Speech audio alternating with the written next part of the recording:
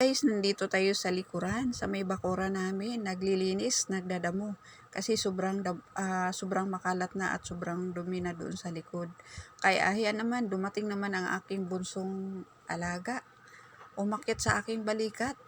Ganyan yan siya guys, kapag may kausap ka, or di kaya nakita niya na nakaupo ka, biglang aakyat sa iyong balikat.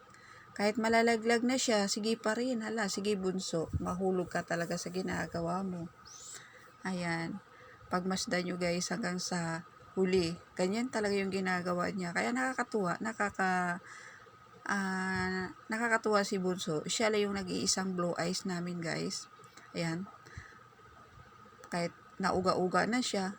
Sige pa rin. Hala, sige Bunso. Sige. Sige ka. Mahuhulog ka talaga mamaya kung ayaw mo umalis dyan sa balikat ko. Ayan.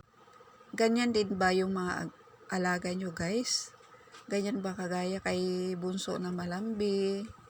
Ayan, nung baby pa lang yan guys, ay nakagat ako sa kamay.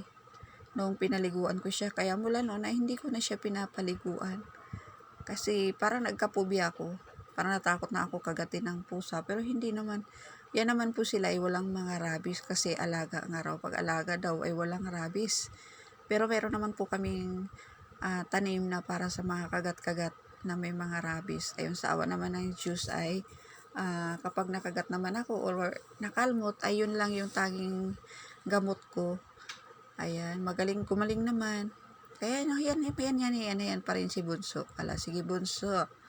Tuloy mo lang ang ginagawa mo, Bunso. Ayan.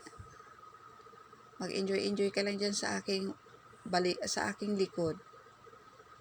Kahit ugang-uga na, sige.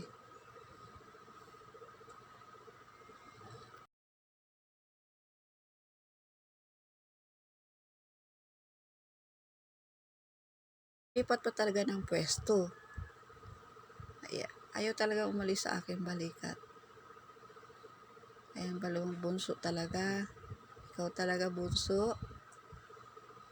Ayan. Ang cute-cute kasi ng alaga namin yan guys. Kasi blue eyes siya. Dalawa yung blue eyes namin. Kaya lang yung isang babae namin blue eyes ay nawala. Di ko alam kung sino kumuha. Kaya yan po ay iniingatan namin. Kaya pag nag-church kami ay dala-dala namin. Ayan. Kaya bukas, pagpunta namin sa church, ay kasama na namin si Bunso.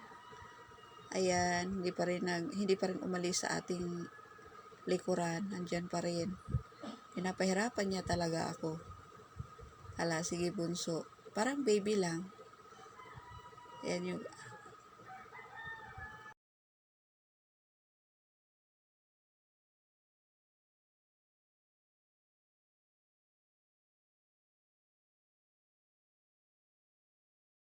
na ako, sige pa rin. Nandyan pa rin sa ating likuran. Hala ka Bunso. Sige. Bunso ka talaga.